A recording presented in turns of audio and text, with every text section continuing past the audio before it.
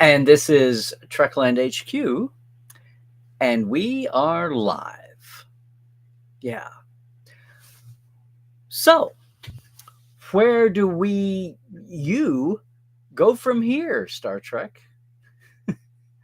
Today on Trekland, Tuesdays Live number 387. Whoa. Yes. And I got the proof. With me, Dr. Trek, Larry Nemechek, coming at you here from the heart of Trekland through Portal 47. And yes, Trekland Treks, your own customized away mission here in Greater SoCal to actual Star Trek film location sites. With me planning and concierging you a half-day trip, a 6-hour trip, your own customized away mission. Yes, here in the home of Trekland HQ. Are you ready? Are you ready for another Tuesday of some sanity, clarity, and a bigger picture in things Star Trek? Well, I'm glad to jump in with you. Thanks for your patience today. On one hand, it feels kind of like a little bit of a slow week, but on the other hand, things are bubbling just under the surface, right?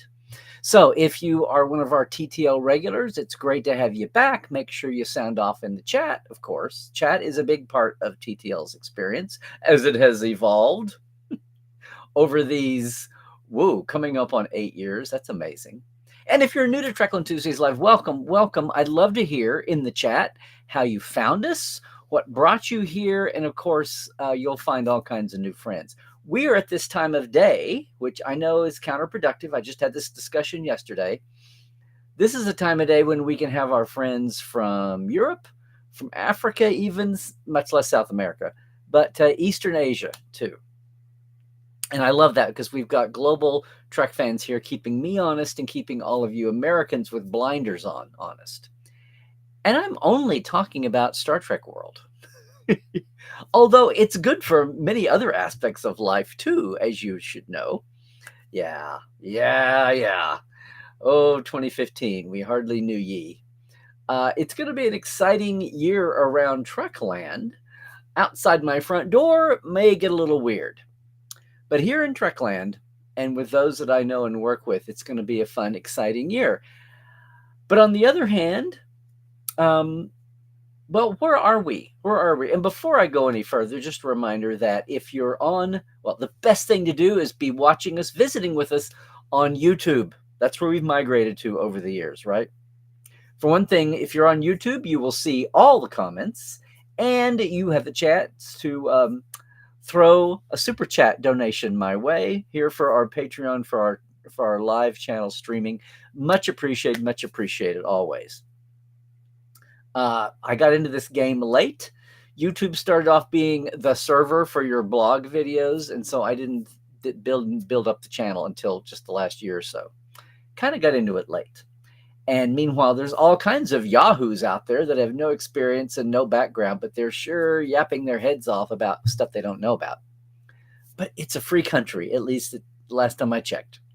And they can do that. But I appreciate your help here if you're on YouTube and you're super chatting. Hey, if you're on Facebook, that's okay too, but you're only going to see Facebook comments on Facebook also, all right? And if you're coming to us later, not live, maybe you can join us live sometime here on Tuesday afternoons at 1-ish Pacific, 4-ish Eastern, and 9-ish UK time, 10-ish Central Europe.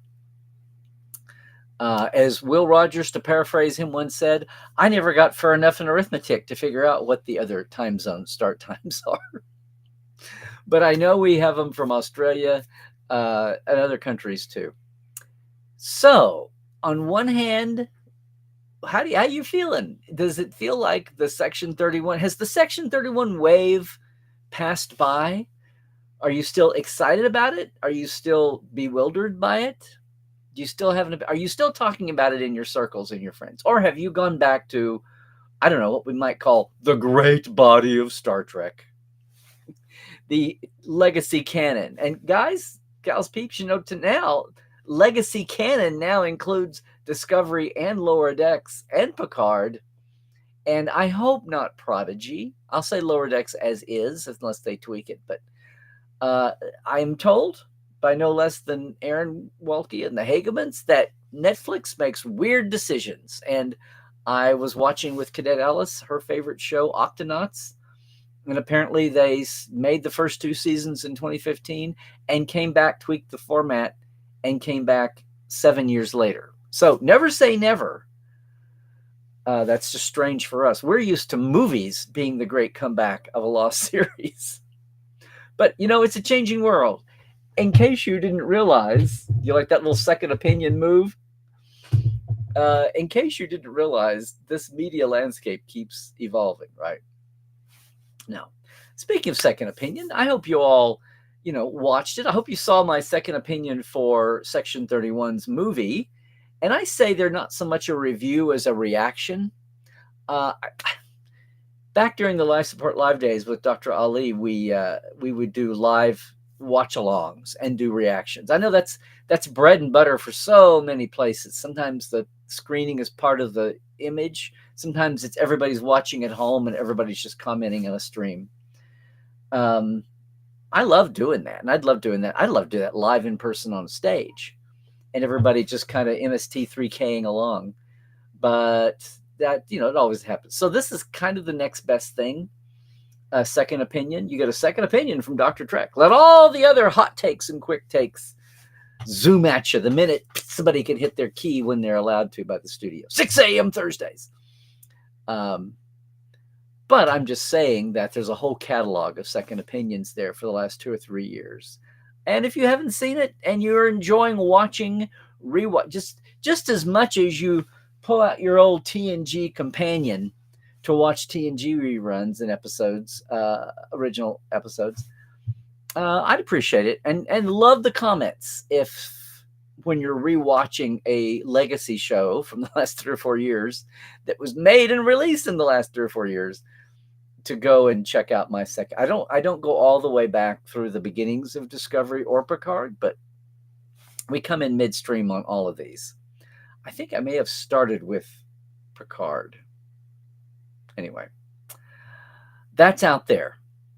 And that's something people are doing. They're going to be jumping in. We don't have any new. There's no new, strange new. Did they have a date in that new trailer? Now I've gone blank. Somebody will tell me. But we know it's not coming for another couple of months or so. And then after it runs its 10-episode course, then what for the rest of the year? Strange. Academy looks like it's not starting now until 2026. It was going to be 2025 all along, amazingly, back in 2022, 2023. And then the strike, even 2 years later, looks like it's going to bump it into 2026. And hopefully by that time, we'll have some, wind. We'll have some direction blowing through that tells us not only what the powers that be at Paramount are going to do about Star Trek, but what the industry's doing. I've been harping on this for months now. There's so many variables at play. But you know what? We're just fans. We're just gonna trek regardless. A fan in the 70s just trekked regardless. They got activist, just like people got activist now about Lower Decks, about Prodigy, about Legacy. So people will be activists. Is activism part of your thing? Do you love signing petitions, or do you love actually putting in money to go, buy a banner for the Prodigy renewal? What are you going to do with your time in between now and the next Fresh Trek? 'Cause it's there. Are you germinating on the Trek that sped by in peak Trek? I mean, when we were literally having Fresh Trek every week, and even overlapping some weeks when seasons would come and go, series. Picard would overlap Strange New Worlds, or Lower Decks would overlap Strange. You know what I mean? How are you keeping up? Are you building models? Are you working on CG? Do you cosplay? Do you look at all the things you can control yourself and express your love of Trek and your favorite Treks? Just don't tell me you've taken out your toxic tuber card and you're going to start. We're going to try to restart the era of the most extreme podcasts and YouTubers. No one does an extreme. Do you notice that? Did we ever have toxic podcasts, or were they always YouTubers?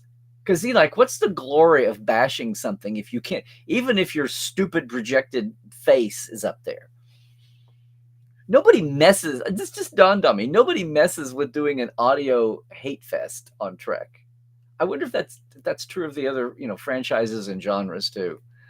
That's funny. If you know of one, let me know. But it just struck me. I think the sting and the arrogance and the ego is in being on, even if you're not showing your face, which is such a chicken shit thing to do. If you're going to be honest with people, get up here and do your face, right? You don't have to be live, even if you're edited. And if you're edited, good God, what's the point? Well, whether you yourself are considering starting some kind of a media show online, or you just enjoy watching them, there's plenty out there. There's plenty. I've got plenty in my catalog, much less hopping around to some of the other ones. And there's so many good ones. And you know what? There's so many mom and pops out there too that are cute to watch. If you have friends who are doing theirs, power to you. As long as everybody's responsible and civil. It's like the era of zine fandom when everybody made a zine or everybody had a club. Now everybody has a podcast and a live stream, and that is cool. That's cool. That's how you get your geek flag to fly. Then power to you. Power to you. But it's going to be an interesting year, and we're just now. Section 31 was the thing, yay or nay, we had to look forward to, and it's done. And now we've got a while until Strange New. And a lot of that, I don't think is anyone's, what is it? Omission and commission. Nobody planned this. This is the result of the strikes and the Paramount sale and delays and just everything being wobbly in the market in media. And then in case you hadn't noticed, things are a little wonky outside in the real world too. God, it just, if Trump gets his tariffs on Canadian products, does that mean that the streamers in America have to pay more for Toronto treks? Oh, I don't know. That's too bizarre to even think about. I left out one thing though. Aside from Strange New, did you see Alex Kurtzman calling it strange? He did me one better. So ha ha ha. Strange New and Academy. And then whether either animated show has some kind of life to come in a year or 5. There's also Tawny Newsom's comedy. I got to chat with her just a little bit at San Francisco. She remembered me far. We haven't had a chance to cross paths much on any project or even an interview so far. But she always remembers who I am, which is nice. Oh, Larry, the writer. Oh, nice to meet you again. But they've been talking about her comedy. It's the weirdest damn thing. It's evolving. That's fine. The sitcom that she's co-writing, it's evolving in its format, which we barely know anything about anyway. But what's amazing to me about all of this is that it's so anti the promotional playbook. Everybody's tight-lipped and mum about everything Star Trek until it's ready to be announced. And then we have this carefully worded promotion calendar. We're going to say this here. We're going to say this here. We're going to save this little batch of headlines for Comic-Con, or this little batch of headlines for Star Trek Day. New York Comic-Con. No allied affiliations with, say, Trek Vegas. So the big thing goes for numbers. So yeah, New York Comic-Con, San Diego Comic-Con. No franchised events. No creations, Vegas or otherwise. Mission Pop was people talk about people who were never on the same page, and then you complicate it with the pandemic. The only licensed event, quote unquote, the studio has a handle on and can, dictate what's going to happen, is the cruise. And that's coming up. Boy, howdy, we have just about 2.5 weeks to go till we debark. And I'm so thrilled to be on this year as a guest. And I'm thrilled to be working with a lot of old friends and some of the newer folks from some of the newer shows I haven't got to see. They all hang out in Toronto when they're not off running around doing something. But I'm just very curious. I don't know if we're going to have sprinkled in this year of rare new Trek, if we're going to get more news on Tawny's comedy and Justin Simeon. I keep leaving him out. Oh yeah, that. And Tony, at least I guess probably for season 2 also, both seasons now, is in the writer's room for Academy. So they're keeping her busy. I just keep saying this over and over. I told her this. If there was any one person right now that I wanted to entrust with experimenting with a Star Trek sitcom, it would be her.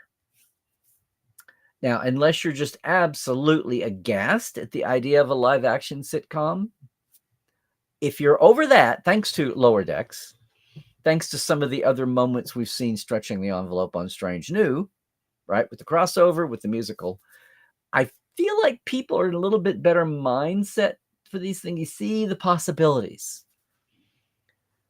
My God, we've had this debate for 50 years about whether the original series evolved, and it did, from its square jaw earlier days, if space military with scientists, to a little more relaxed and a little more short sleeves and a little more good humored. And we chalk that up to the late, great Gene Coon, who never got to see any attention for any of this. Basically, he died in 1973. Huge smoker, huge lung cancer death. But there's this debate for ages about whether he and Gene clashed over Gene Coon was bringing too much humor to Star Trek, which has been debunked by none other than the woman who was there in the room, Gene's assistant, Andrea Kindred, who we've been privileged to have on Trek Files and Portal 47 and live on stage at San Francisco and Vegas. And if you ever get a chance coming up, she's wanting to get back over to the States. She's been an expat in Australia for decades. Her book is amazing because she has much more to talk to the world about than working on Star Trek Desilu in the 60s and with Gene Coon. She was basically in the civil rights circle in LA in the 60s. And as she would say, she knew Malcolm, Martin, and Medgar, which is amazing. And her family history is incredible. But my point is, she was there with Gene and said that wasn't. Gene was exhausted. Her Gene was exhausted by then. And Star Trek was taking it out of everybody. Gene Bird, as she calls Gene Roddenberry, and Bob Justman. They were all exhausted. Very few people made it through the end of the third season. If they had, if they'd hit it big time with NBC, hopefully they would have got promoted up and bumped up and brought in underlings, because they were all killing themselves working those hours to try to create a whole new paradigm of entertainment. And, the efforts paid off. I didn't know how many of them ever saw anything aside maybe a couple of free trips to conventions at that in the 70s. My point here is that DNA of comedy was really, we all know that. We saw Tribbles. We saw Piece of the Action. We know what comedy can be. Now, if you're going to live in a comedy format, that may take some doing. Although we saw it with Lower Decks, but did our animation filter allow that?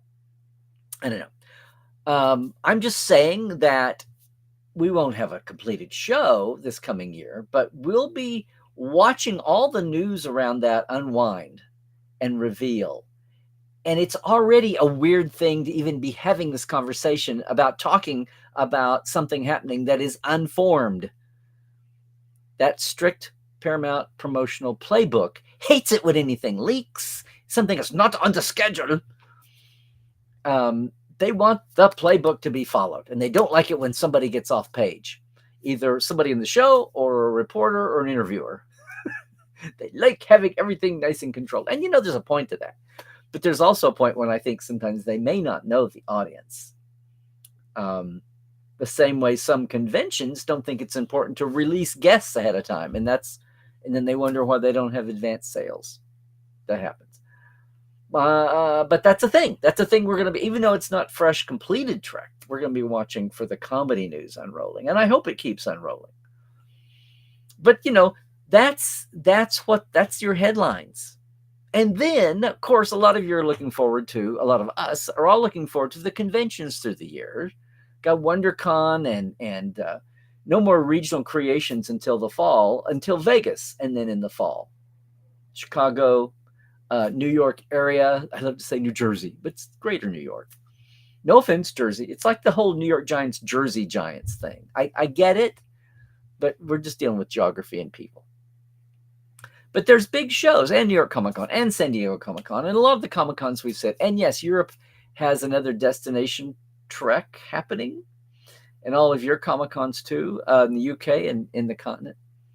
Wherever you are, there's regional and smaller cons too, and there's suddenly a lot more Trek people at all stages of the billing order and price range that are turning up at cons. And it's if nothing else, this last boost of Trek, 5 series on at one time, has given a lot of folks a chance to Trek people, or if you're an actor who has Trek in your resume, and that's how another slice of fandom knows you, then there's another chance to get someone at one of your local and regional cons. So we have our personal fandom, and of course we have our clubs and our meetups, and it's amazing. And I said this 2 weeks before the pandemic lockdowns hit in early March. What was that? For 5 years, I had been doing Portal 47 by freeconferencecall.com. And I knew the power of virtual. I think 98% of the world had no clue what Zooming was and virtual was. Only people in business and coaching knew what this was. It was a good way to unite people around a huge geographic area without the travel and expense and the overhead. And the tech was nascent. It was new. It was about to be scaled up hugely as far as the servers and capacity. But ever since then, and ever since now with the rest of the world, we know this is virtual. So are you leaning into, and I'm not talking about podcasting, I'm talking about with your peeps. Are you leaning into your local clubs or your meetup group, whatever you call your bunch? Do you get together? Do you just have a hangout? And people get together like that. There's a lot of the big national groups that aren't profit-minded. Trek Family is one that was running the fund. I think it's still going, for Trek folks who are put out by the fires, burned out or whatever. That's Trek Family. But there's so many opportunities to have community this year, because that's what we're going to have. We're going to have 10 hours of Strange New, and maybe that's it basically for the year as far as more fresh Trek. And everybody gets it. We got spoiled there. We had 12 years of Trek Oasis with a Kelvin movie every once in a while to remind you what Trek is, or remind the bookkeepers and the suits what it was. And we had the original 10 years of just fighting for Trek to exist and vindicate its success. So we're not there yet. I think no one is ever going to make the stupid mistake of letting Trek totally go stagnant. Maybe there'll be moments where timings didn't work out, contracts, corporates, God forbid, something else like a pandemic. But I don't think we'll ever have 12 years of no episodic small-scale Trek again, much less 10. But it's going to be a thin year. I'm just curious what you're doing to enjoy that. There's nothing at all like just sitting down with you by your lonesome, or your significant other, or your kids, your best friend comes down, and just doing your own binge watch. Just doing your own. And a lot of people, which is talking to Steve Fothery and Taylor at San Francisco, a lot of people are taking that experience of introducing Trek. I've had Tuesdays Live when we've talked about how are you evangelizing Trek.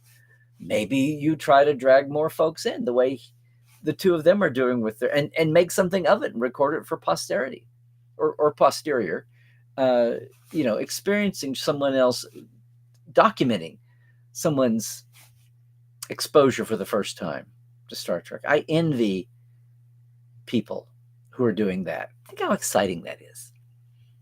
I never thought of this concept until I was listening to, way back in grad school, talking to a theater professor who was talking about having to see another production somewhere else of a Shakespeare, Romeo and Juliet. Okay, sitting in the audience, and he's critiquing the blocking, he's critiquing the thematic choices, he's critiquing the motif. Oh, they've set Romeo and Juliet in Roman times. They've set it in Civil War times. They've set it in pre-World War I France, for the artistic and the design aesthetic. to try to have another filter. They've said it some other time, and he's all into his head about the lighting and the stage design and the blocking and some of the interpretations. And all of a sudden, he realizes this little girl with her parents is sitting in the row in front of him. And at the end, he hears the little girl say, "Oh no, they're going to kill themselves too." And it totally blew him out of it. He was like, "Oh my God, she's seeing Romeo and Juliet for the first time, and it's all new to her." And ever since I heard that expressed that way, it is an envy. As much as you love something and you know it up inside and down ways, and you love it so much, that's why. And you can even go quote verse in scripture or win your trivia, whatever. But the glory of fresh Trek for the first time, even if it's 5 or 30 or 60 years old, just what an enviable thing to do with folks. So I don't know. Are you hanging out with newbies? Are you evangelizing? Because there's going to be plenty of time. There's going to be plenty of time. Now, I mean, because, we've gone from peak TV to peak pod. I wanted to say that. There may be news. Also, reacting to news is a national hobby for Trek folks, world hobby. There may be news coming out of the cruise news. WonderCon is on the horizon in March. I don't think there's a studio presence at WonderCon. It's San Diego Comic-Con's little brother in Anaheim. But some of these, that's your next few. And then, of course, First Contact Day is coming in April. I don't know. Does the studio use First Contact Day much for announcements anymore? I don't think so, especially when there's not many to be making. I don't know. But here's something. It is an anniversary year we're celebrating. This is Voyager's 30th anniversary. And here's a question. Maybe this should have been a separate show. What do you think is Voyager's greatest legacy as a series? And there's 1 or 2 or 3 obvious answers. Characters, for sure. But are there any general themes, especially for you big Voyager fans, but even if you're not Voyager adjacent, what do you think is a big legacy now that we've had enough hindsight to think about it? The biggest legacies of Voyager. For years, I didn't, aside from having Janeway as a lead, having a female lead, and initiating now Seven's story, I saw the sausage being made. I didn't have a lot to say about Voyager. I'm getting there, though, but I know plenty of folks do. So I'm doing a timestamp. Where are we here? We are 27 minutes in, and I'm just going to ask, 27 minutes in at 2:29, what do you think is Voyager's, as a series, as a whole's, greatest legacy? Okay, that's the kind of example that we can talk about this year, right? To fill up the time. I'm not trying to sound desperate. It's just that this is a slow news week. The din from Section 31 is starting to die down, but don't let me do it. If you're still active, yay or nay, or in the middle of the meh, like the Empress, keep at it. Don't let me alter that. One thing I'm going to be doing, and I'll do it anytime I'm live with folks, is I'm going to be scouting for trends and tips, starting with the crews, from the fans and the actors backstage. Many of those actors, half dozen, in active shows right now. The Strange folks, at least. Okay, maybe 2, 3. And or writers on new shows. Looking at you, Academy. I'm going to be that, but also the fans. What are the trends? We're talking about it here today, but we have this year. And speaking of trends and anniversaries and fans and all of that, something that went totally unheralded because it fell at a funny time, but I'm going to say it here. Happy 7th anniversary to the Trek Files. Yes, because the Trek Files turned 7. The first episode was January 23rd, 2018. It's a year younger than Tuesdays Live. Came about totally different developmental paths and all of that. But I just want to say that was a big oops. That's a big oops. In fact, in 8 weeks, we'll have our 300th episode of the Trek Files. And something that went under promoted, and I'm just going to say it now ahead of the end stream. Something you can do is, pick out your favorite podcasts and enjoy the community around them, which until now was really hard to do with the Trek Files. But I'm here to tell you that, number one, we have a Discord channel for the Trek Files. It's on the Roddenberry site. It's a Roddenberry podcast. And number two, you have to be part of the Roddenberry Patreon to be able to come and enjoy the channel. And also the new live hour, Trekophiles Tonight, that I'm doing to start off with, doing it at 4 Pacific, 7 Eastern on every other Monday, bi-weekly Mondays at 4 o'clock. Yesterday was kind of our unheralded soft launch, but I still had 8 or so people because Discord has an internal alert system. And people go, oh, there's something live. What is that? And there's lots of people on the Roddenberry Discord, or Discord in general, the Roddenberry server. So that's the thing. You have to be in the Roddenberry. Now, the good news is you can be in the Roddenberry Patreon for just $1 a month, or you can go up from there. But it only takes $1 a month to be on the Roddenberry Patreon. And then you've got access to all their shows and all their audiences and all their stuff like that. The add-ons to the podcasts are all still free, etc. But this is the way you can support that and the fan base and support John and the entire team that way. And yes, I've been so frustrated with not having a community space beyond Facebook, which doesn't really encourage anything. I knew we have 1,500 or something Trek Files. I'm always shocked when I meet one. When I meet a Trekophiles spelled with F at a con. And so finally, we've got the Memory Alpha page that allows access to all the seasons easily and the guests and the document. And now we have a community space there with a live magnet show every 2 weeks, 4 p.m. Pacific, Mondays. So we'll be back in 2 weeks. But I'm encouraging everybody to jump in and do that, and not to confuse things with my own Patreon. All right. Well, I feel like I've drifted into the end credits anyway. I can't wait to go back and see what everybody is saying in the live chat here. But you know what? Maybe you're not in the live chat. Maybe you're watching us later. And you can do just as well leaving a comment below when you come to us on YouTube. And make sure you've subscribed on YouTube as well, because that's basically the home channel of choice now in the modern world. So I'm going to call it here for those of you, for the archived version that you're so privileged to now be watching. But you know what? Yes, I'm glad you're here. Please try to join us live on a Tuesday at 1 or so Pacific, 4 or so Eastern, and around the world. That's why we do it then.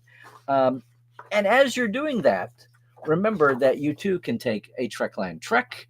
Get a hold of me at my website, LarryNemecek.com, or Trekland Treks. It's 4 stops in the day. I have the menu. We've got the call sheets. You get all kinds of info about the shooting. A lot more at Vasquez Rocks in the Gorn. 4 stops in a day, 6 hours, fast food lunch. You pick the day. We work it out in advance. Hopefully no surprises. And I'm thrilled to wrangle all your cosplay and props and stuffed animals or whatever it is you've got with you. That's all. That's Trekland Treks. But, you know, I really am amiss if I don't, of course, thank all of our Patreon folks. This is my Patreon, the TTL. You're helping me here with, well, paying for the restream costs, if nothing else, and expanding this and getting the word out. So, yes, thank you once again to our TTLers. Chuck A., James Kerwin, Diana Hopkins, Calvin Gunnjonson, Lawrence Todd, Justin Weir, Mitch Keith, Andrew Jazemski, Josh Patton, Pranakasha Productions, Chris Jiggins, Keith Rombach, and Comedy Forecast. And our live wires, the next tier up in our simple Patreon. But thank you also to Jesse at Crusher Convo, Greg Wickstrom, Rob McLean, Byron Bailey, J.R. Poole, Gary Williams, James Durovich, Dave Gregory, Dan Leckie, and Casey Shafsky. That is our TTLers and our live wires.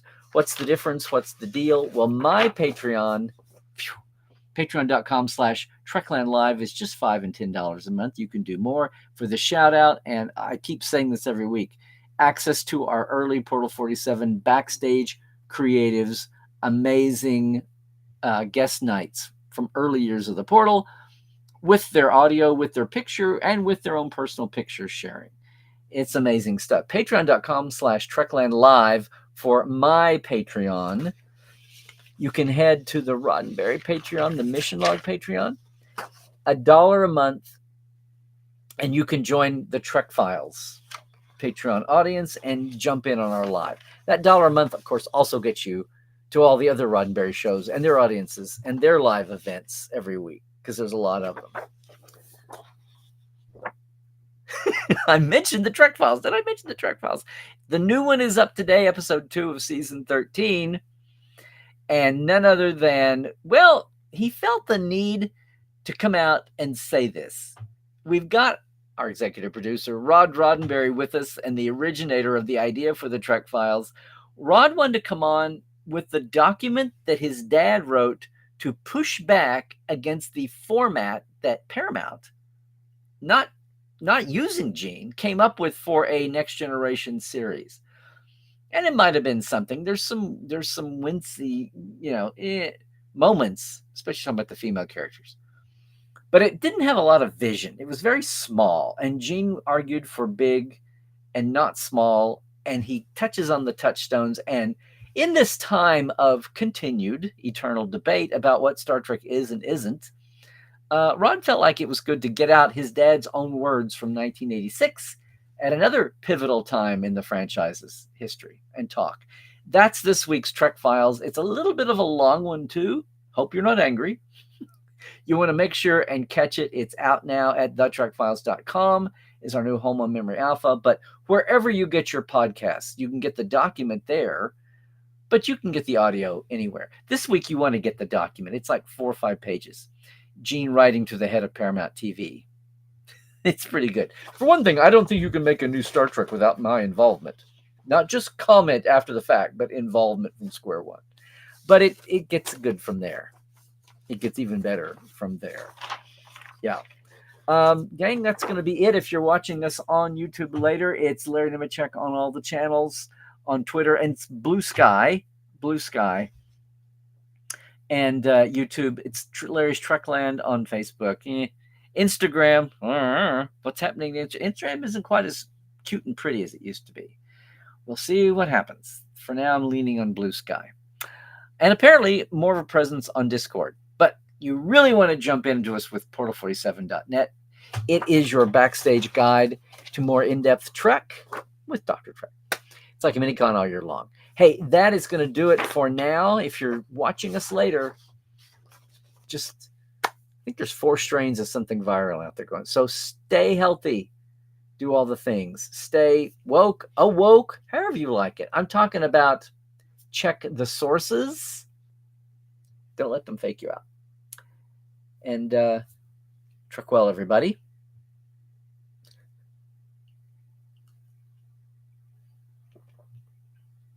But if you're live, don't go anywhere. If you're live right here, we're about to back scroll and see what's going on with everyone. Yeah, it's kind of a slow week. I thought it was a time to sit and take stock and poke around. But I'm serious. And maybe I should do this as a separate issue. This was a discussion topic that came up about the whole Voyager legacy thing. So I don't know. We'll see if anybody has something awesome to add. I mean, people always have things awesome to add. So here we are back scrolling, all you needle counters. So hi to everybody. Hey, Christoph from Western Austria, as always. And hey, Stephen, I mentioned you, your ears burning. And hey, Cake. And May. Oh, that was so sweet about the Will Rogers gift, May. I'm still smiling about that. I've shared it with everybody here. And Glenn, you're in on time or I'm late. One of the two there. Yeah. So many folks. Yes, so here you can have sanity peas and sanity carrots even. Hey, Alan, it feels like it's been a while since I've seen you pop up live, but there you go. Thank you. And a lot of folks that I maybe not have seen for a little bit, but that's good to see. Um, hey, Trek reviewer, I still know what you mean by hand pink waving, but it's good to see you there. Yeah. Hey, Frank, I won't tell a soul that you're at work streaming. Um, well, Timothy, I was looking at that. We're going to talk about that. I keep seeing I have to set up some kind of special. There's a special kind of hoop or two you have to jump through to stream on Instagram. But yes, I agree. We're going to work on that. Oh, Melanie, how are things going with? We're in like the baby stages. I think they're clean. I haven't been back. I'm not going to get back till the 18th or 19th. I know they've had news crews in there. They did some filming of our house heroes. I took a shot. I attended a state parks meeting that was open to volunteers, and it was everything from a couple of weeks ago. It was the Wednesday before the San Fran weekend, and it was everything from mental health and financial assistance for all the workers and volunteers and into some of the looks ahead intentions anyway. Topanga, as well as Topanga Canyon State Park, as well as Will Rogers. Of course, Will Rogers said there was a little bit of historical element. Hearst had these little roadside cabins. The state was about to William H. Hearst, the Rupert Murdoch of his day, and of course the origin for Citizen Kane, the model for that. But so many decisions are a ways off. They're starting. I think they put up chain link around the actual foundations of the house with the debris. The entire Palisades is going to take months to get excavated, and part of this is they were older houses with lead paint, with asbestos. Just the noxiousness of safe ingredients is something to breathe, and it's just going to be a mess for a while. Everybody's starting to get their plans and shit together, and people are looking at their individual. Anyway, you ask about Will Rogers and the horses. Cha-Cha has taken on our horse vendor. It's her company, but she's apparently taken on other people's horses that didn't have a place to board them when they lost their stables or stables were gone. The last count I saw said she was caring for 54, of which 10 were her horses. So she's taken on 44 horses from other places.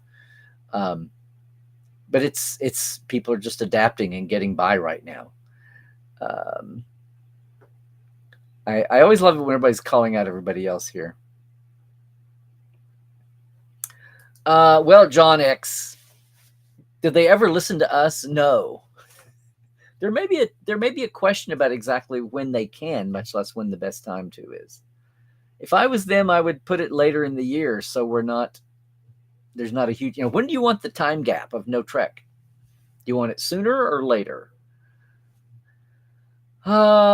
And they should license it to Amazon. Again, this is strange new worlds. You know what? Part of this is the leadership vacuum. Who's running things? Just like we have in Washington.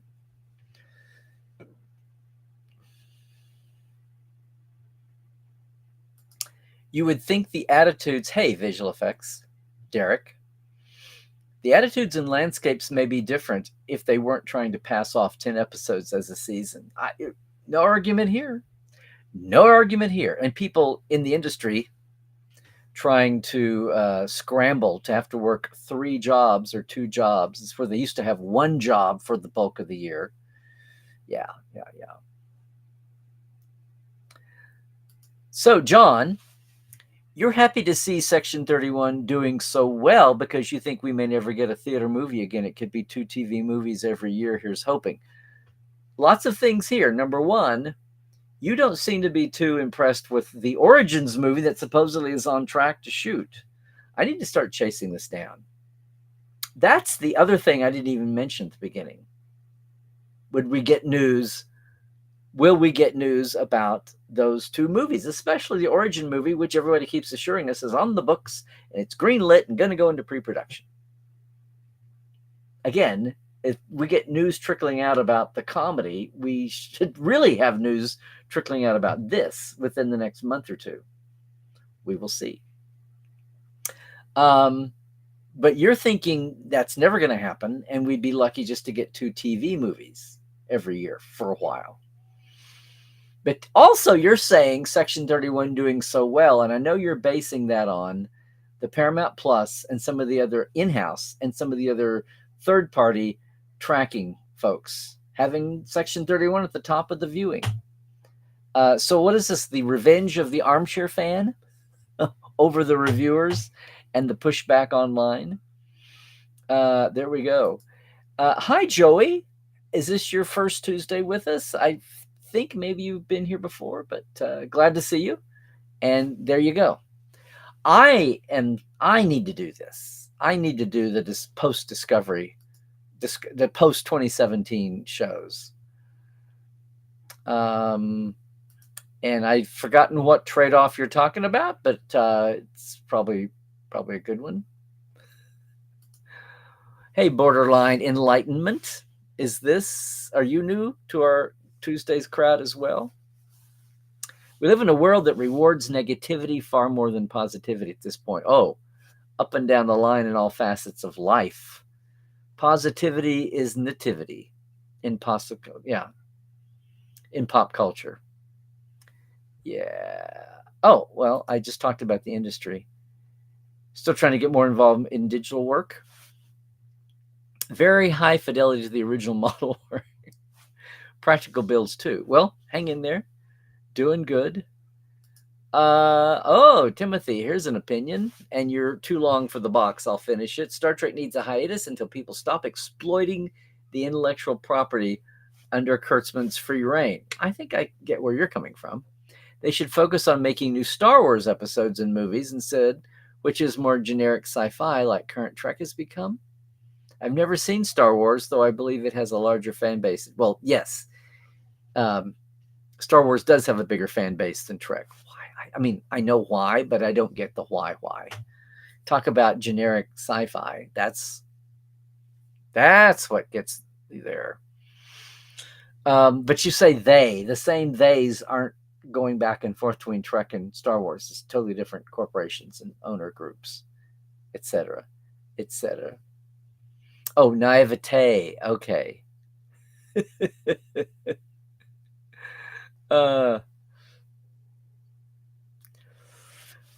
Excuse me, guys.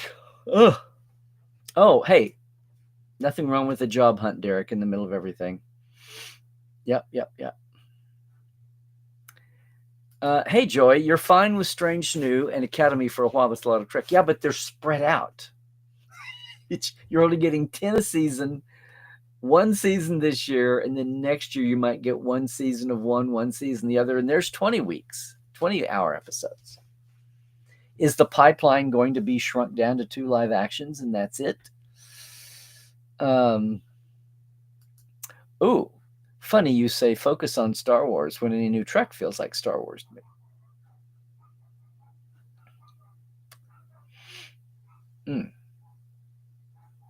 Oh, Derek, wife is a federal. You tell her to hang fast.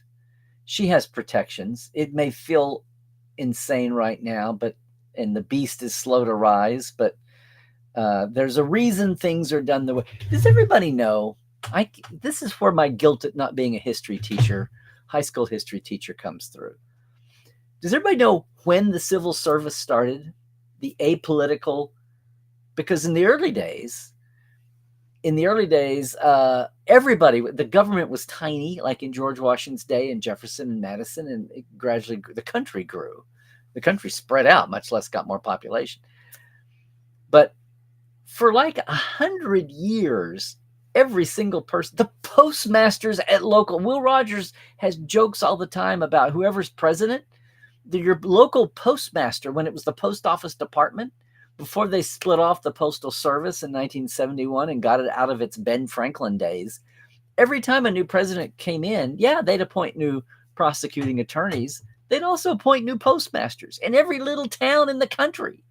Are you kidding me? The big cities came first, but They were all political appointments. It's like back home, the tag agents in every county were the appointments of the state senate.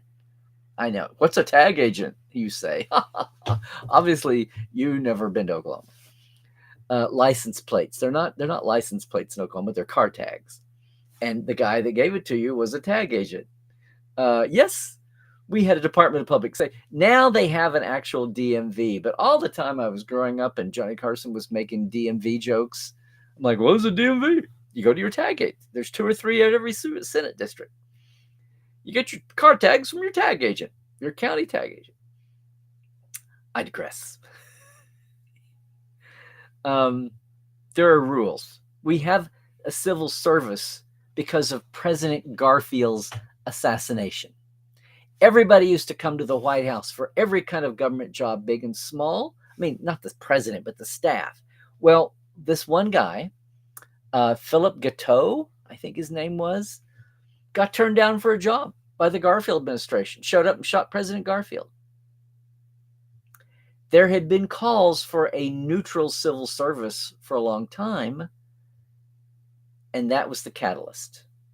Just as we finally got the Civil Rights Act passed after President Kennedy was killed, they got the Civil Service Act passed after we got slavery abolished after Lincoln was shot, and it shocked people. Yeah, I don't remember anything major happening when McKinley was shot. But Garfield's assassination, he'd been president 6 months, shot in a train station. Today it'd be like going to an airport and they shoot the president. Back then it was the train station. Guy had been turned down for a federal job, some level. And he shot the president.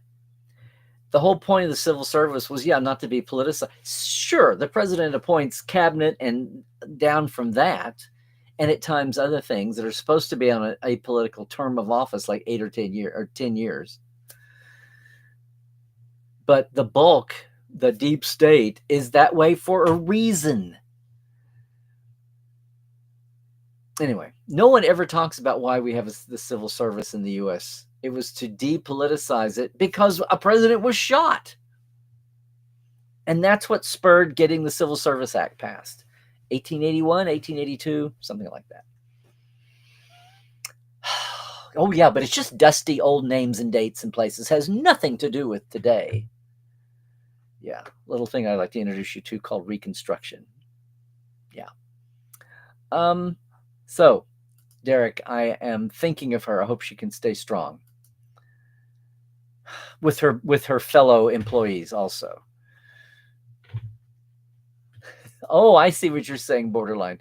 The Section 31 poster screams Star Wars. There's nothing wrong with that, but it's something different. It is something different. And if you think about it, they're trying to use that, and they're trying to leverage Michelle Yeoh's Star platform now to get more people to Star Trek. So there's a lot of debate right now, and we'll know this eventually. There's a lot of debate about whether taking Star Trek existing fans for granted in order to appeal to what they think crossover Michelle Yeoh fans are going to want to be attracted to. And she's certainly all through it, and she's very dominant.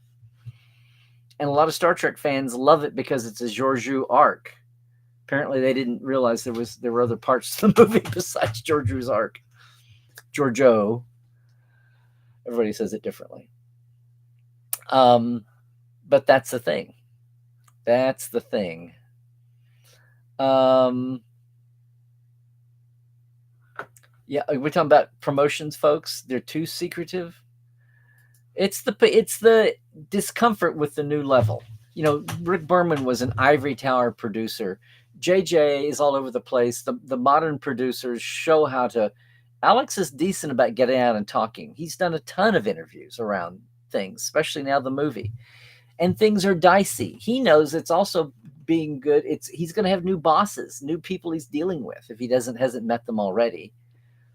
And a lot of people don't want his contract renewed when it's up in at the 10-year. So we will see. We will see. Hey, Scout 3, are you my often commenter on YouTube? Sounds like Trek is die again. No, Trek's not die again. It's just in one of those transition times. Um, what is this, Glenn? Very nice. How to YouTube channel. How to YouTube channel called Live Streaming Pros by Luria Petrucci. Okay. The sitcom has no show order, so it's not happening. Well, yet. And that's my point. I'm shocked that they're even talking about it, because the old days, you don't talk about it till it's greenlit. And the whole concept that they're talking about a show in development, and not even just whispers on sources, but the stupid studio is scheduling official time at the Comic-Con San Diego official studio stage time. It's blowing me away. It's weird. It's weird.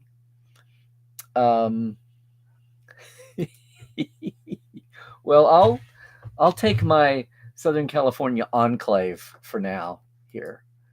But yeah.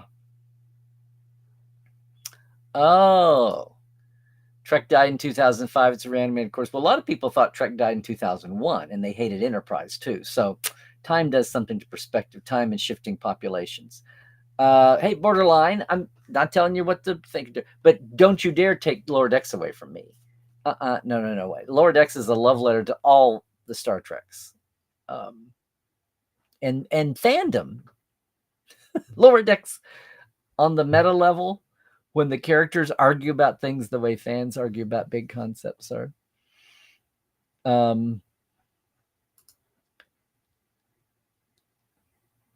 Yeah, I see that. You're afraid I have lung cancer? I don't live in the Palisades. If that's what you mean, don't go straight. Hey, Joy, you're willing to try and wait for the comedy, but you're more excited for Academy. People that I talk with who were very down about the Section 31 movie internally are so high on Academy. It's not a shipboard-based show, so the sets aren't corridors and rooms.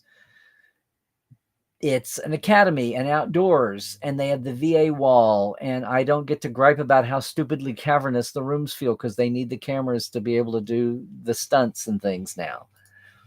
I mean, some of the things that have been in the way have been solved, and that's like the bare tip of the iceberg. So yeah, you're more excited for Academy. I'm sorry, I didn't read the rest, Joey. You want to continue pushing beyond 31st century ceiling from the Berman era. Well, can I just say there's all kinds of holes in the back that we've not heard from yet? I hope that Section 31, aside from poisoning the movie format, I hope it doesn't poison this era. Although you didn't get much feeling for the era. You didn't see a Starfleet uniform. You didn't see a phaser. You barely get a touch of technology, except how much of that was secret Terran Empire technology or even Section 31 technology that wasn't Starfleet Federation standard, which is what I talked about in my second opinion. Yeah, I am looking forward to finally seeing Tawny and Eugene. They often pair up for improv.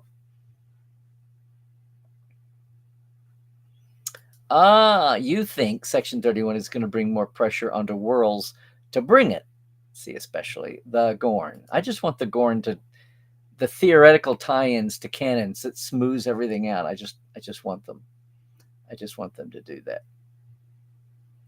Well, Tim, because the pipeline's tiny and there's 2 shows already on the runway, and I just mixed metaphors horribly. I hope so. Oh, Terry is welcome to co-produce. That's very nice of you, Timothy. Oh, okay. You're okay. Well, we'll see what happens. When you say legacy, do you mean Captain Seven and Raffi as first officer and all the kids in the crew?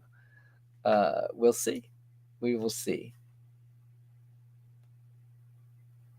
Well, Picardo's not the center of this. Holly Hunter is the center of this. So it's fine to have a legacy face in the cast. I don't think he's not the center of the show at all.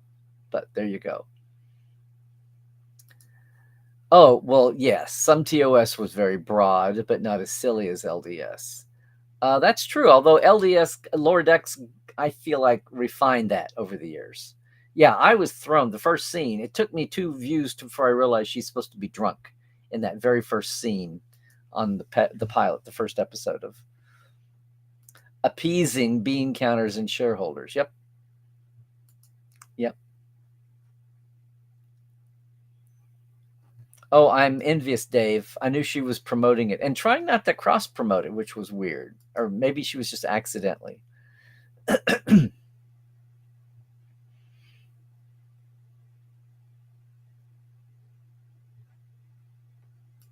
There's a rumor going around that Paul Giamatti is going to be covered in makeup. Well, Paul wanted to be a Klingon, and he's not a Klingon.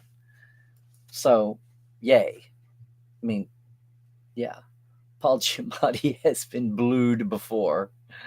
He's probably been booed before, too.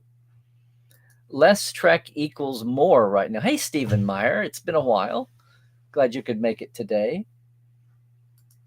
Your partner works in Hollywood, and it's been a bloodbath. Barely anyone is working. Yep, they let so much work. I mean, the strikes slowed things down, and then so much work they let escape because costs. Yeah. You would love for Big Finish Audio to be able to do a run of stories. You are aware of Big Finish Audio, who's bread and butter's Doctor Who. Well, this was true a couple of years ago, but you're behind the trends a couple of years. Now we're back to things have slimmed down, but it's more about external factors, the whole streaming industry and the industry at large, and much less the ownership of Paramount and all of that.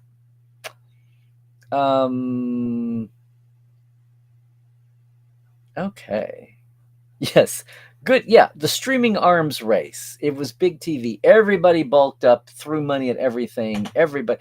There's hundreds of hours of good shows, good series that people aren't going to see for ages. It was just too much. You couldn't process it. You had no time to watch all the good stuff. It was a really weird time in history. And now it's over and they've cut back. And if they're smart, they'll go find something they were running in 2017 or 2018 that nobody got to see and recycle it.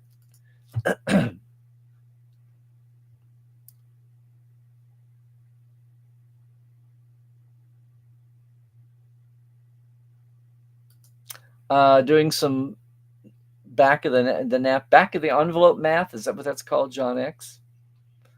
Okay, there we go. Hi, Ma. Yes, and Plushy McCoy says hi back there. He's taking a dip in the Trekland Cup and hasn't come out in weeks. Isn't the effect? See, that's what was different between now. We talked about this a couple of years ago, so I'll forgive you for not having been there. But the difference between now and the 90s was people felt burned out because you had 2 26-episode seasons directly competing for time on each other, and both of them were on crappy platforms. It was terrestrial commercial TV, but one was syndicated and getting thrown all around the time stream, and one was on a crappy little network that might as well have been syndicated. The way it got interrupted by the sports, if they were on the local station for NBA or hockey or something, and they got bumped to 2 a.m. if it was a game night, that was just the beginning of the crap. And then UPN didn't even penetrate maybe 3/4 of the markets in the country. So the model is different now. So the audience, and it's 10 it's 10 at a time. It's not 5 shows. It's basically a year. So if there's burnout, it's when they overlap a little bit. It's burnout from trying to learn new casts and new creators and having no respite. I think a rest was a good thing. I don't know. People keep talking about why is 18 or 20 episodes not 18 if the Trek did 26. But even standard, a lot of network shows were doing 22, a couple maybe 20. So 20 is on the low end of the old model. People have talked about 18. The first year of Discovery, they wound up with 15. That's the closest that had gotten to that.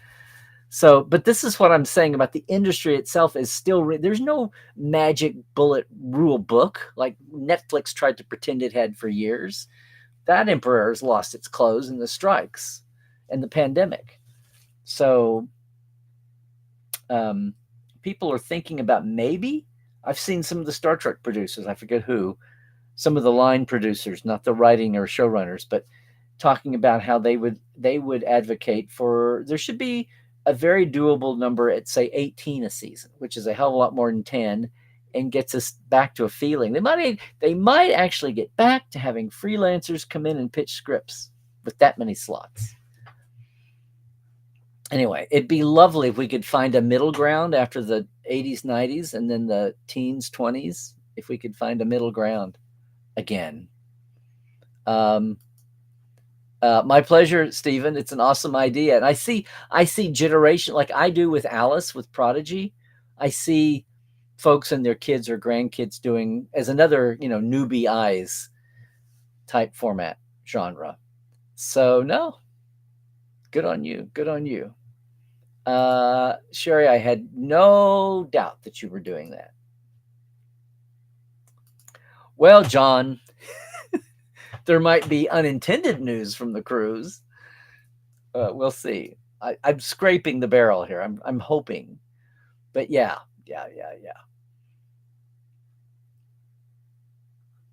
And this is it. And I've said many times, I'd much rather have this generation's take on Academy than an 80s, 90s when we called it Starfleet 90210, and it was going to be angsty soap opera. I think there's better hope for it to be treated better now. You expect us to share photos from the cruise, or is it what happens on the cruise? Oh no, many photos are shared. A lot of stays on the cruise, but there's lots of photos being shared. Voyager's greatest legacy, you think it's summed up? It's not where you're going, it's who you become while getting there, though the finale forgot that and focused on getting there. Yeah. Oh, that finale. It's all about the finale. Can I do this? Nope, I can't. I can't do this, can I? Nope, stupid thing.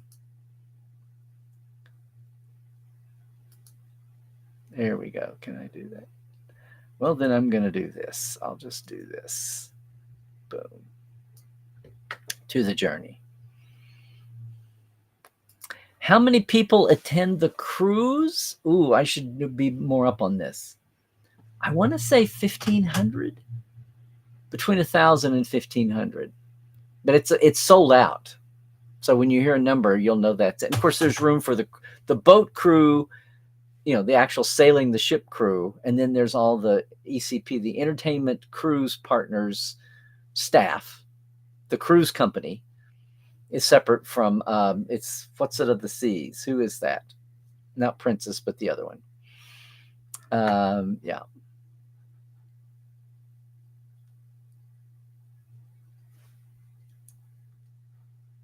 Oh, I see what you're saying, John X. Yeah. It's kind of my life, least even below Enterprise, huh? Okay. Of that era or of all?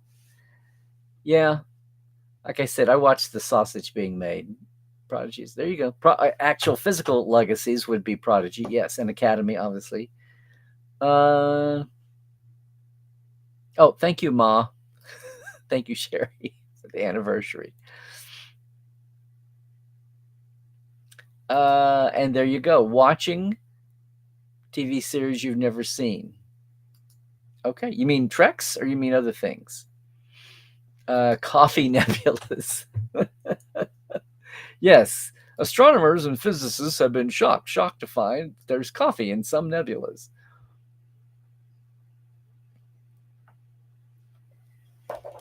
There you go.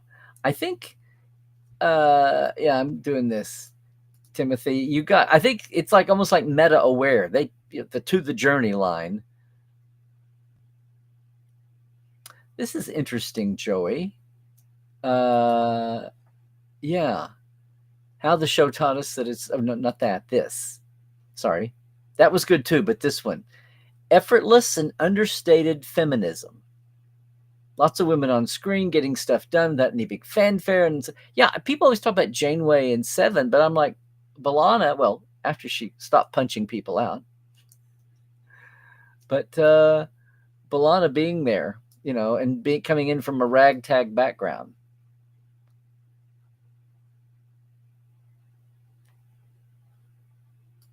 This is what I borderline. You beat me to it in real life, but I did in my timeline. 4 seasons of Enterprise over 7 of Voyager. A lot of Enterprise may not have been the thickest of storytelling, but a lot of what it did is more important in the long run than what Voyager did. I don't know. Oh, John, why can't I not? Why can't I can't? I can't get things clicked on. Voyager's greatest legacy is Tuvix. Wow.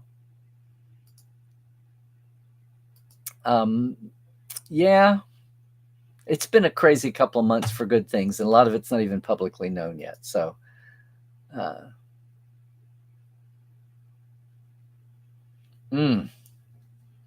oh, Derek, hanging in there, man. This shit has got to turn around soon, and you're obviously very talented. So, I hope you can keep at it, and something comes your way. Well, Zahir, this is, I guess I'm asking for personal opinion, so I guess its greatest legacy is it's your first Trek as an adult. Demystifying ruining the board, and Zahir. Hey, Brandon, I'm glad. Good to see you, man. And just make sure we're subscribed, right? You got it.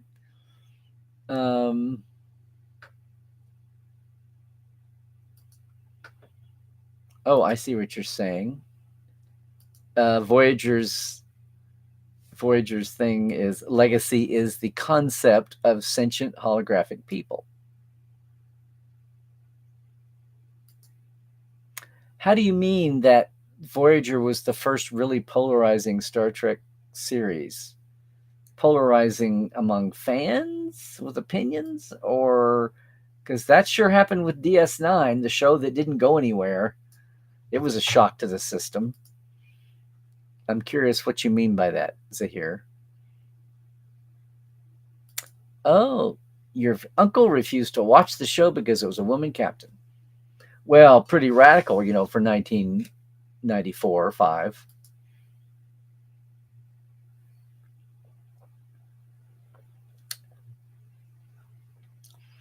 Hi, Jay-Z. Not the Jay-Z.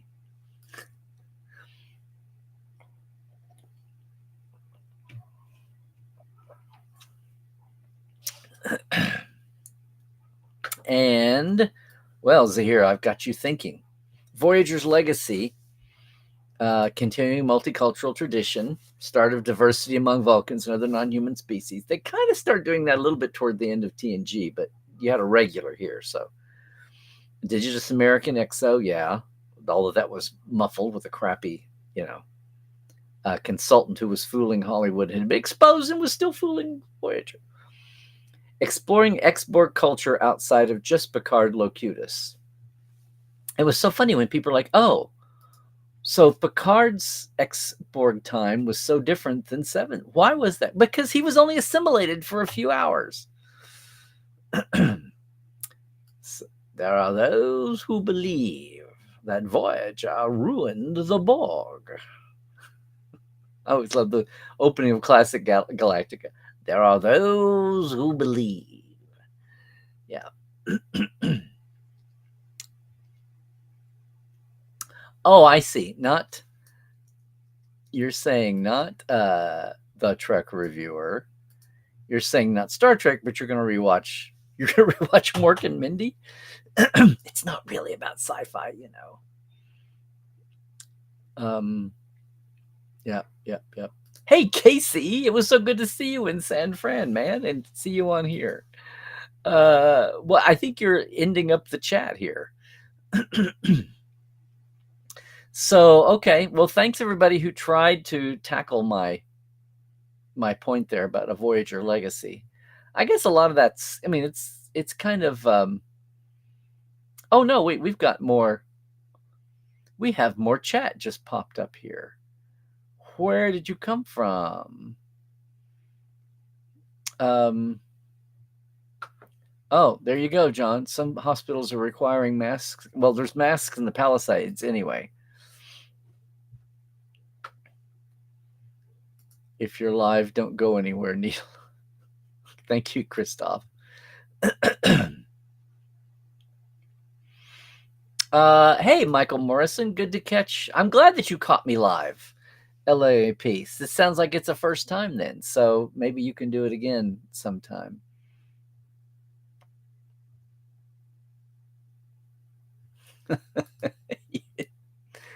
Timothy, you're talking about Ruin the Borg as a functional canon object, not as a concept for story writers. Okay. Okay. The neurolytic virus, yeah. Hey, Michael, scuttlebutt about a legacy anthology series. Well, if it was anthology implies that it's turning over cast from show to show. So if it was legacy, you didn't always have Seven and Raffi and the LaFord sisters and Jack Crusher, et cetera, et cetera, et cetera. Liam Shaw brought back from the dead as the voice of the computer, the sarcastic ship's computer. I haven't heard anything like that, but they keep playing with this movie idea, something that's not a straight series. It's in there, but again, some of this that's hanging over everybody is what the new boss. Now, maybe they've already had discussions and it's been 1-to-1 level, but we'll see. Yeah. There's zero news on Origins, the movie, right? No one's even leaked a stage lamp from it. Yes.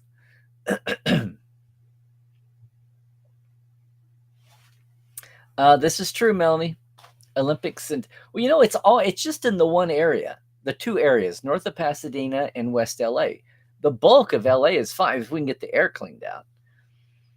There's not this image that the fires were. I mean, LA's huge. They tried to get that across. They were putting city limits. What they put like 6, including San Francisco and Manhattan, and I think Cleveland and Milwaukee, and the city limits were all fitting with inside the boundary of LA. Yeah. I saved that and then it got away from me. This is true, Glenn. If it's this difficult and long to rebuild after a small area fire that only wipes out a few thousand homes, how bad would it be to come in after an electromagnetic pulse? What's a CME? EMP, I know. The boom, the pulse, electromagnetic pulse. Hey, Cairo. It's good to see you here. Making it too, all the way from Vienna. Hey, talking about Trek. Thank you.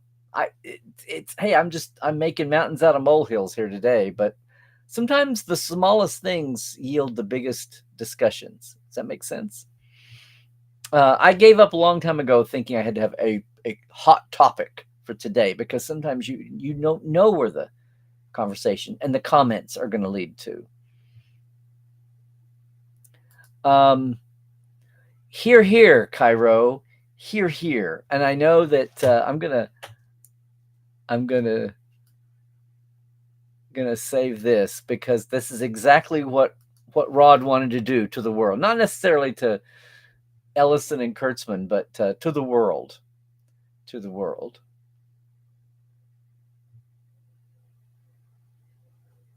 Hey, aggressively relaxing. Are you new to Tuesdays? I think you've been with us before, but I'm glad to see you here. You've watched way too much Trek to hold any opinion other than any season of Star Trek can do any tone or story, any. And when you go back and watch them, they prove it. That's part of also the magic of Trek. It's not always just straight ahead space adventure, and it's not even a straight ahead, meanings, morals, and message vehicle with the, this is what I said, especially at the beginning, Melanie, and they said it was intentional at the beginning. And then finally, it's not until the end of the second episode that everything turns Starfleet, because the kids get the ship and get away. But that was first when they're slave miner kids on an asteroid. All the technology is all grungy Star Wars looking, even in that animation style. Excuse me. No editorial comment there. We're live. Well, yeah. Well, yeah. But then you get away from the flexibility that all those different. That's the one thing I liked about having shorter seasons, just because we still live in a capitalist society. It made it more flexible, and you could be nimbler with where your series are set. We had 23rd, 24th, and then eventually 32nd century settings. I'd still love to have a 22nd century story. Romulan War, founding of the Federation. But yeah, me too. Took the words out of my mouth. Yeah. Well, the checks and balances have been creaky for some time. The checks and balances have felt very 1790-ish for a long time. Like dip your quill speed for writing. Wow, Timothy, I think the most amazing thing is here you've never seen Star Wars, and that's cool. I had a friend 5 or 8 years ago that had never seen Star Wars, so we sat down and watched it through their eyes, and not like June 1977. Star Trek had space bars before Star Wars. That's true. I guess a couple. Yeah. The Starbase bar, and then the Deep Space 7K7 bar. Yeah.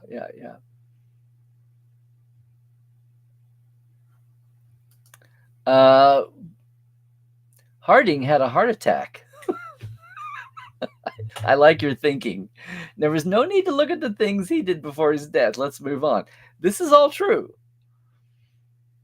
I'm just saying that we're talking about the civil service, and it's being apolitical and separate from political interference. There's times when there's lots of positions the president gets. There's tons of things in the executive wing, and then to lead the cabinet departments, and then maybe 1 or 2 levels below that, and Senate confirmation and all that. But the vast bulk of the machinery that average people deal with is meant to be there. For one thing, it's not political, but it also gets to be there year in and year out. So people can actually get 20 and 30 years of experience there, just as if they were a doctor or a lawyer or an engineer. And they're not being kicked back and forth every 4 or 8 years. That's the other, besides having pressure and influence put on you that's not supposed to happen, you also just build up experience in the job. So that's why I talked about Garfield and the fact that we are so history stupid in this country. No one knows, like, there's a reason why things are. Just because you're under 80, we're such a baby country compared to the rest of the world, infant country, that we are finally starting to get into things that are 50 and 60 and 80 and 100 and 100. And there's a reason why we do that. There's a reason why if you look at, I just remembered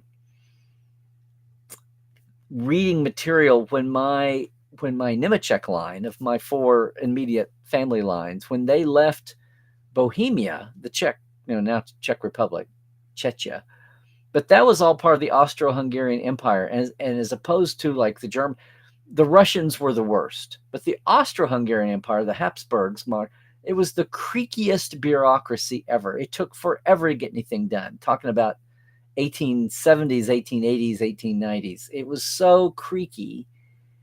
It was amazing. Of course, you could bribe someone and get something done faster. But it was the epitome of the bureaucracy that didn't have to answer to anybody. And yeah, that's what we don't want. And we gripe. Bureaucracy is still bureaucracy. It's not the slimmest in the world. But you know what? I had a heart attack that I thought my passport was good for the cruise. And I found out with 3 months to go that it was going to expire. I got a new passport online in 3 weeks. 3 or 4 weeks. I was shocked. I'd read the stories that they had just started this new system the last few months. So don't tell me that government can't work when all the pieces are in place. You only get the government that you get by the people hired for it. And who's hiring the hiring? That's the Lost Star Trek episode. Who hires the hirers? Yeah. Okay. So, yes, the Harding death is very juicy with the Teapot Dome scandal and all of that going on. Yes. But that's why I brought up Garfield in the civil service. It was there after national tragedy. Spurred people into realizing how much it was needed, who had been on the fence or not caring before.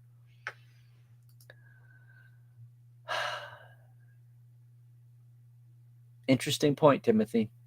Lots of people would have rather seen the original Captain Georgiou of the Shenzhou. Georgiou of the Shenzhou, not Georgiou of the Shenzhou. Kai, yes, Cairo. Georgiou's arc is fine, but if the movie is about that, there's too much around it not directly connected to it. I know. But that other stuff would have been the framework for the series. Exactly. You've seen some of the actors. Can't remember, the South African actor that plays Fuzz talks about the Nannikins had a whole episode in the series format. He didn't see it. He just heard about it, but he's talking about it. Well, Chuck, you know what? We'll keep you anyway. It's all good. That's not how story development goes. It needs to develop first. Yeah.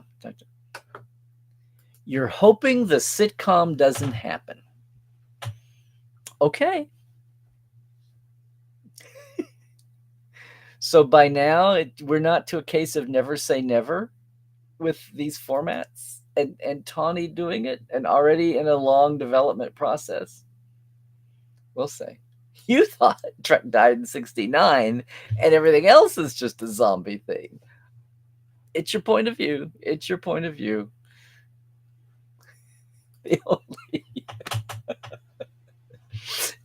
The cage, and it's all been downhill since then. Yeah, those bastards sitting on the edge of forever. What did they know? Yes. Gorn to be wild. Yep. Hey, P. Ferreira, how am I? I'm okay. I'm okay. Very, very busy. See, now this is the way you think, outside the boxes. You hope Carol Kane's character is alive for Academy so she can hang out with Jet Reno. This is very guarded. The reaction to Section 31 has been as expected. What? Divided? A lot of people not liking it, a vocal minority enjoying it. Burnett was really trolling on Twitter about Section 31. He wouldn't stop. You know, I remember when Robert Meyer Burnett was just Robert. A Lower Decks and Trek Files crossover movie, please. What is this? Okay, Chuck. I'm just trying to. Well, you know, Rod and Trevor are executive producers on both. That's funny. A Lower Decks and a Trek Files crossover. Why can't I get this to go? There we go. That's funny. That's my best laugh in ages. Thank you, Chuck. Thank you for being a Patreon too, by the way. Let me see here. Yes, absolutely, P. Streaming is in a weird place right now. We're streaming. It's not sustainable for viewership on network. TV is not around where Star Trek should be. They're both ill and ailing. We've got all this tech that makes commercial, terrestrial network TV feel like ancient, and streaming's not sustainable. Yep. Yeah. It's not where it should be. It's not really around or popular anyway. Well, yeah. Cairo, I really wonder if the new Paramount will do something good for the 2026th anniversary. And well, see, that's what the Origin movie is supposed to be for the 2026 anniversary. It's amazing that 10 years ago they were scrambling to get Beyond done for a 10-year anniversary marker. Just until then, can we just glide along and get merch out? Yeah. Did it go all the way through the end? Yeah, said the European vendor. There's no burnout in fans. I totally agree. It's same thing from the burnout of the Berman era. It's like the fans are fine. That's when YouTubing and fan films took off. There's no burnout. Projects are different enough. Kurtzman does a great job in hiring showrunners. I think it's gotten better, John X. I think there was a learning curve. And boy, did we pay for it. But it was a combination of the delivery method was as new as trying to fit Star Trek into the current era. Well, again, P, they're not, yes, true, but they're not on at once. They might have overlapped a week or so, but they got you through the year so you wouldn't let your Paramount Plus subscription lapse. That was the idea. But there's adjustment time needed, but they didn't overlap, and that's what was that. Fan of 26 a year. Like I'm saying, I'm trying to compromise with where things are, maybe, and this 18 a year at least might be a a middling. And again, 5 shows. We're lucky if we get 2 with 10. This is what I'm saying. Yes. That was my point. Well, that works for everything except for the crews and the actors and the way the old bureaucracy. Now, the strike supposedly helped alleviate this, but the old way was dying when the point was you worked for a 22 or 26 episode series, and then you either rested on your hiatus or you went out and did a project on the hiatus, like a movie or something. Well, the new series was on the way, but it really wasn't there for the anniversary. Just saying, it was a year later. Yeah. Well, this is what we're all saying, yes, and it's a combination between what the story and the characters and the audience would want and what the financing and the studios could deal with. Why do 24 episodes? You're not getting paid the same. It's smaller, and you're not getting work credits for only 10. Yeah.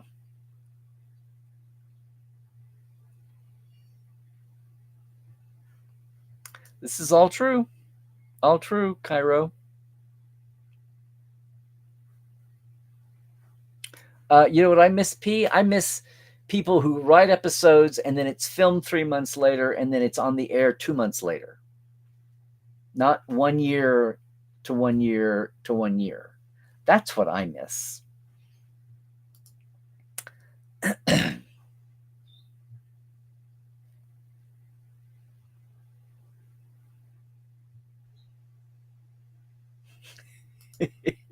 So I didn't want you to kill yourself over this, Ma, but we had this conversation about you tried to get through it, and yes, you spent more time looking at Michelle Yeoh's makeup than listening to the dialogue in the first 2/3. Yeah.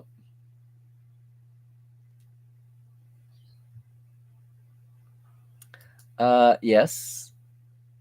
Again, I just feel bad for those actors. There's a lot less filler. See this term filler? One person's filler is another person's character show. I just love how this one interview, and who was it, Kurtzman, that used that term, and now it's a standardized term. I'm like, a filler. We barely talked about that in terms of the Dominion War when the obviously serialized 6 shows and then the others happened in between the 6 episode arcs. Filler is basically a negative connotation, right?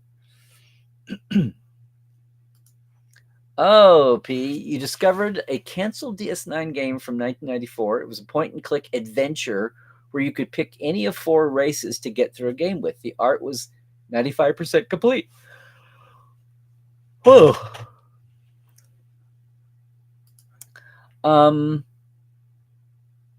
Comparatively, Star Trek is a niche because there's other things now.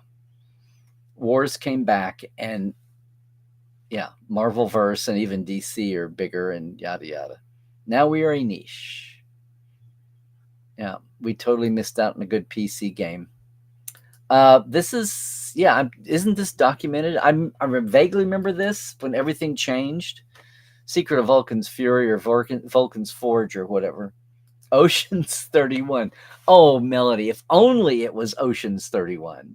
Section 31 left it open for sequels or more episodes. It'd be good to see how Garrett advances to captain. More about Georgiou's background. Who was the previous emperor? Why the Hunger Games? Yeah, when did she adopt Michael Burnham to make up for poisoning her family? Well, oh, the Terran, yes. The Terran Michael. The Terran Empress, yes. Oh, it was called DS9 The Hunt. That is so. That's a TNG name. Oh, that was The Hunters, I guess. Oh, Voyager's greatest legacy was its first 4 seasons. Are you a big Jerry Taylor fan? You don't accept Voyager after she retired? Why not the last 2, P? I'm intrigued now. Yes, polarizing among fans. Are you saying there are people who didn't like D8? You mean DS9? At the beginning, oh yeah, tons of people didn't. It was too confusing. It was too dark. It wasn't on a ship. It was at a space station that didn't go anywhere. You don't remember this? Oh my God. Oh yes. Oh yes. DS9 got more grief than even Voyager did. At least Voyager was back on a ship going places. They're lost, and we don't get to see Klingons and Romulans and Cardassians anymore. Well, mainly. But at least it was a ship going places with some little morality tales on the planet of the week. Oh. So much just ignoring DS9. It's a snoozer. And a lot of people saw the first season, which is a little slow as they were figuring out. They took a bold step and they had to figure out how to fulfill it. Same as with TNG. And same as with Voyager. And same as with Enterprise. Imagine that. Yes. Oh, no. It was the show that didn't go anywhere. Oh, yeah. Oh, yeah. DS9 Harbinger and Crossroads of Time for consoles. Oh, see, you game specialists. I never get, because they came and went. They had no, why should I invest my brain in this when it's going to go away in a few months and not be important? If something was stuck, then I did. And I wasn't a gamer anyway.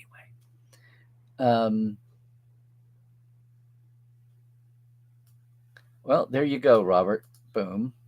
Absolutely. Apparently, some of which we seem to have forgotten.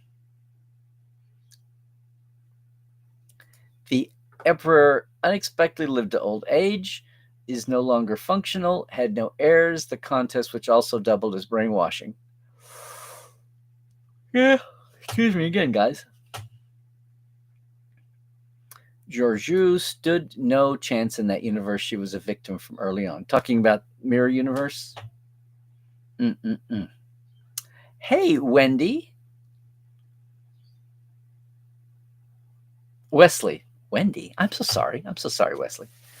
You're new to Tuesdays, and that's a wonderful way to greet you. Get your name wrong. Is there any streets left in Hollywood to change the name of William Shatner or others from Trek? Leonard Nimoy Avenue, Paramount. Well, the Nimoy thing was on the lot, and the lot has been naming streets after people. And yes, I am sure there is a master plan somewhere.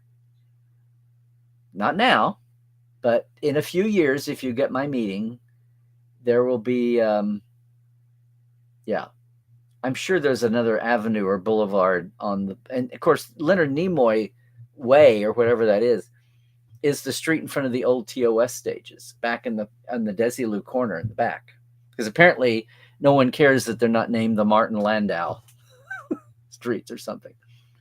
So I would say so, yeah.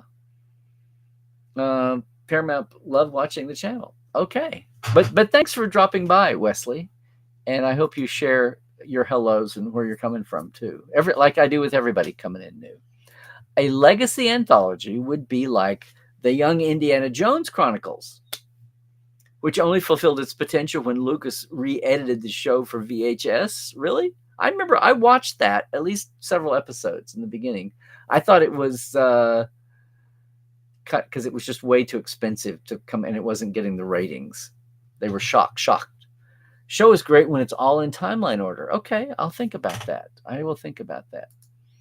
Oh, you've never seen Mork and Mindy. Okay then. Talk about changing format. It started off with, they lost 2 characters after the first year. Oh boy, Nanu. And then Jonathan Winters was like a late save, was when they were trying to jump the shark and get, when amazing as it sounds, somewhere between Robin Williams' Mork shtick for TV wore off, and Robin Williams' star was getting so huge that they couldn't keep him on a weekly show after that. The Olympics are held in many venues. Depending on the event, they'll be all over the place. So, I mean, they'll be all over Southern California. They'll be outside of LA. What was it? That's true of a lot. When you say the Olympics are in Paris, the Olympics are in Moscow, the Olympics are in Toronto, it's a huge swath. Just because the TV cameras take you there instantly. We take you now to Grover's Mill, New Jersey. Professor Peterson, have you had any more contact with the metallic cylinder buried in this? Oh, coronal mass ejection. Thank you. Wait, I'm going to Hot Topic, the pizza you can't refuse. You guys. Gone of Wrath is better than the Wrath of Khan. I would never say that. That is so hot, it's burned up and it does not exist anymore. What? It's no use. If Star Trek fans strike me down, I'll become more powerful. More powerful than you can possibly imagine. Oh, Ma, Will Rogers quote to tie this over. Will said one time, it's great to be great, but it's greater to be human. No man is great if he thinks he is. I may have been 4 weeks, but it was a shock. My other half was having a heart attack that I was going to screw up going on the cruise because I didn't realize I needed to renew my passport. I thought it died in September, October.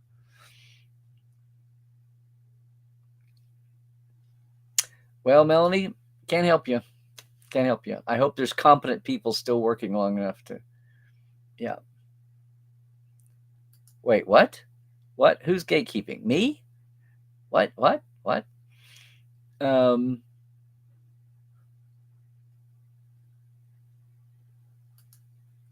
Comment was completely tongue-in-cheek. Helen! My goodness, Helen, you're here too. You actually did like Section 31. Well, there's no accounting for taste.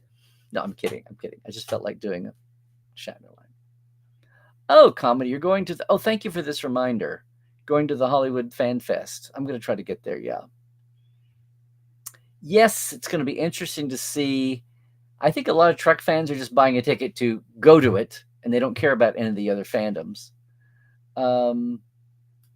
You think the problem is Paramount Plus is more interested in content, as in boxes of dog food or applesauce, than growing fans for a show which they could do with more episodic TV. Could be. I don't know if they know what they're doing, or if what they were doing 5 years ago is now shifted, or if those people are gone and we're turning over people, which is happening. It's gone through. It's almost every year or two has been a lurch in ownership and direction from the people, from the ownership structure, from the industry, from the technology. It's been a crazy 10 years for everybody, much less for Star Trek. It's amazing we've had as much as we've had. You are hoping it will be successful, so it'll be a barometer for things, and hope I'll have fun. Well, me too. People are obsessed with serialized TV to binge watch. But see, does that just create disposable, like no one cares in a year or two? How much of all these heavily serialized shows, even the ones that are getting awards now, how much of those 5 and 10 years from, like, we're watching old British detective shows from the 80s and 90s and aughts and teens. Oh my God, Foyle's War. I love Foyle's War. I've been holding off a rewatch. When we heard about it and I found it, I was so in love. That was my, with the exception of maybe Lower Decks, that was the show I hated to see end the most easily in the last 10, 15 years. A lot of shows, when they end, they're limping home anyway. But my point was, that was an old, there's so many good shows that were made in peak TV days that no one's even seen the light of day of. So many people haven't. And a lot of creators and actors had their credit in it, and they're not getting a boost in association from being part of it. You're a big fan of creating new scenarios each week while having character arcs, how the Berman area. Well, it's like how TV did it. Yeah. Really, P. You actually noticed the change from Jerry Taylor and Lisa Klink leaving. Hard to watch seasons 5 to 7 of Voyager. Feels like a missed opportunity. The lack of care for details was a problem. Well, I know one thing. Brannon, when he took over in season 5, wanted the shows to move faster and cut down the Shakespearean speeches that had been, TNG era and DS9 and Voyager's first 5. And they were heavily rewriting the shows to make them, the dialogue, leaner and move faster that way, just as one surface thing. But that's interesting. You're the first person to voice that and actually pin that to their coming and going. Yes, that's one reason why they got the Defiant for season 3, and then Worf was the next year.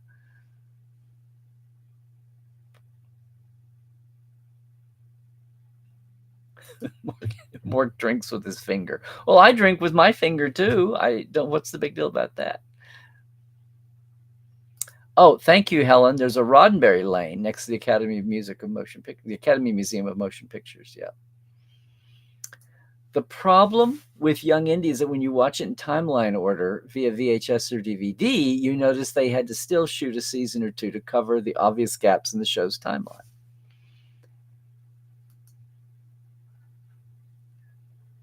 Do I think the footage of Khan's child near the Genesis device exists? I have morbid curiosity about seeing that. I know there's the stills of the baby in the crib. I do not know, P. I really do not know. Well, maybe you can be the voice of reason from Europe, Cairo. Yes. Or maybe we'll just turn over, and since maybe that the best thing, the Skydance purchase will start installing people like that down through the ranks. It's dispensable, and you can't tell one episode from another. Yes, and you tend to think of the whole thing as a chunk. I love Dead Like Me, but I'll never rewatch it again because I think, oh my God, it's so many seasons. It's so much time invested in that. Each show has a lack of identity. It's the same thing with Discovery's first 2 or 3 seasons. First 2 seasons, to me, there's only 1 or 2 that stand out. It's what I said in Second Opinion. When you hear an actual Trek episode title and you realize the episode, then that's just a clue. Magic to make the sanest man go mad is the Time Loop Show with Mud from first season Discovery. Context is for King Vulcan Hello and the Big Goodbye. Now Vulcan Hello and Battle of the Binaries. So that's 4 stars. The binaries are the first 2 and whatever, but the blah blah blah cares not for the lamb's cry or whatever. I don't know. Yeah, there are stills. Whether we get the footage, I don't know. Is it the end of the chat as we know it, Robert? I hope so. Wow. Well, see, this is what I mean. We've had a good conversation here. Maybe I kickstarted some of that. Thanks for your thoughts about Voyager. Thanks for. I hope we got people just thinking about. It's nothing new. We've been talking about it here the last few months, and it hasn't just been for a vacuum of new Trek, because there hasn't been. But it's really an interesting time. It's the one time when you can't put the current situation with Trek leadership and direction. Obviously, it's on Alex's back and those he hires, but he has higher ups who don't have a clue what's happening, or it's going to be a murky on the people side and on the economic side. And of course, even bigger picture things are going to be murky too. So, gosh, we're barely a month into 2025. And I hope I am here with you for most of it. I will be gone for the 2 Tuesdays of the cruise travel, but we've got a couple more here before that happens. And I think this is the end of the chat. So why don't I just say it's been a pleasure having everybody in today. I think we had a lot of new folks come in. So if you're new, yes, please make sure and ring the bell and do the things and subscribe and share and do all that.